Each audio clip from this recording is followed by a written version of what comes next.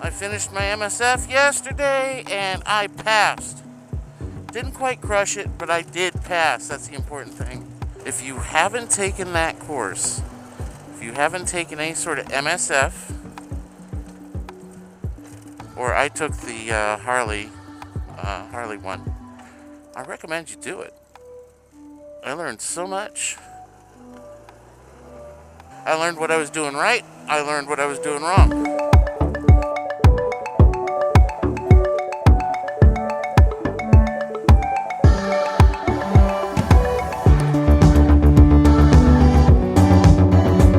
I'm recording this Sunday evening, and my question of the day is, do you think motovlogging or vlogging in general is going to continue to be a viable genre on YouTube? The thing about motovlogging is it's a niche within a niche. By that I mean that vlogging is kind of a niche, and then motovlogging is a niche within that. Kim, the Cajun Goldwing rider, sent me a message the other night saying that he got emails and notifications that somebody had subscribed, but his subscriber count didn't change. And that's been going on for, he said it's happened 2 or 3 times now. So, I don't know. Again, any other YouTube creators noticing that? Coyote Adventures asked me a question of whether I would be upgrading to a GL 1800 anytime soon. I saw a really nice one at the Honda dealership. It was a first gen 1800, but it had like 57,000 miles on it. It was very clean, and they wanted like 10 grand for it. Well, I don't have that kind of money, so that's probably not in the cards for quite a while, if ever. I am pretty happy with my 1500 as it stands. It's a good solid bike. I don't see a reason to upgrade at this point. Also, the 1500s are rumored to be a little bit more comfortable. 997 subs. Only 3 more to go to make that mythical 1,000 sub mark. I think you're supposed to get a few things from YouTube when you hit that. Like, you get a representative that you can email or something. I'll let you guys know when I hit it. I think it'd be interesting to kind of share what happens when you hit that 1,000 sub mark. There are a few subscribers I have that have over 1,000 subs, but then there's a few that that are kind of building to it. So when I reach that 1,000 subs, I'll tell you what happens. I'm kind of curious myself. Another serious subject I want to go over is heat exhaustion. A lot of parts of the country are experiencing heat waves or high humidity. No exception here. I think we had almost 3 weeks of straight temps over 100 degrees. It's been... honestly, I'm almost sick of it.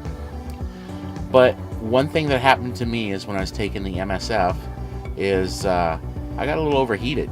I had heat exhaustion by the time we were done Friday afternoon.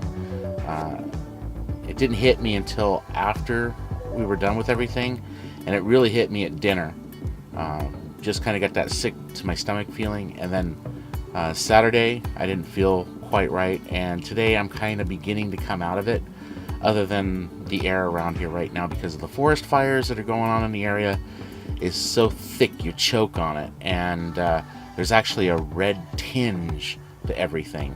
That said, Thursday and Friday, between those 2 days, I spent about 10 hours on a Harley Street 500. What I'll say about the bike is it's highly maneuverable. It's a good feeling bike, but it's very cramped. I'm 5'10" with a 30-inch inseam, and the bike just felt cramped. The riding triangle was very cramped for me. This bike has standard controls. It doesn't have forward controls like a lot of Harleys do. And if it had forward controls, it would have been a pretty nice little ride, but that's not something you have in a class because forward controls take a little bit more to ride than just regular controls. It takes a little bit more getting used to. and most Japanese bikes are standard controls. And a vast majority of the bikes on the road, therefore, are standard controlled. And I think that's why they run the standard controls instead of a forward control for the bikes they use in the class. I really did enjoy the MSF class, and I got so much out of it, man. Again, if you haven't done it and you ride a motorcycle, you should do it. It's fun. There is some book work, but you spend quite a bit of time on the bike, and you get to learn a lot more about the bike. The thing about riding a motorcycle is when you're doing everything right, and that used to happen to me once in a while, you feel like the bike's part of you.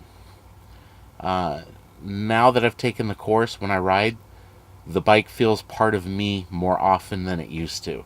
And that's cool, because when it feels like it's part of you, it's a whole lot more fun.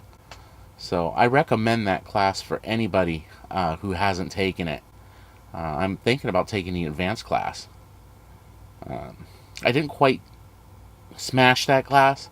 I missed like 1 point because I didn't go fast enough for one of the turns, so I didn't have to brake going into the turns, and he had to dock me points for not braking into the turn, because I just kind of, well, old habits are hard to break. I kind of putt the gold wing around a little bit when I'm around town, and that's my habit, that's my mindset. The instructor had said all day long, you did that turn exactly right until you got to the evaluation and you missed it. But that was the only thing I missed. I did all the slow speed weave, I did the slow speed turns, I did everything just the way I was supposed to, except for that one thing. I also did the swerve fine. The hardest part for me was the slow speed offset weave, but I did it. I didn't do it very well during the exercises, but when it came to the evaluation, I nailed it, and I was so happy. That was the one thing I was concerned about. Then, of course, the test is just the test. I've taken so many permit tests that if you follow along with the course, you won't have any problems with that written test. It's pretty easy.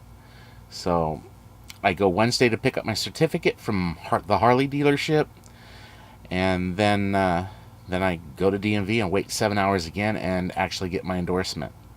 So I'm pretty happy about that. It was something that was on my bucket list to do and finish up, and after 5 years I finally did it. So I'm very happy. It's crazy to be riding a bike around that long with just a permit, but I did it. I got a buddy that's doing the same thing, and now he's thinking about going to the course.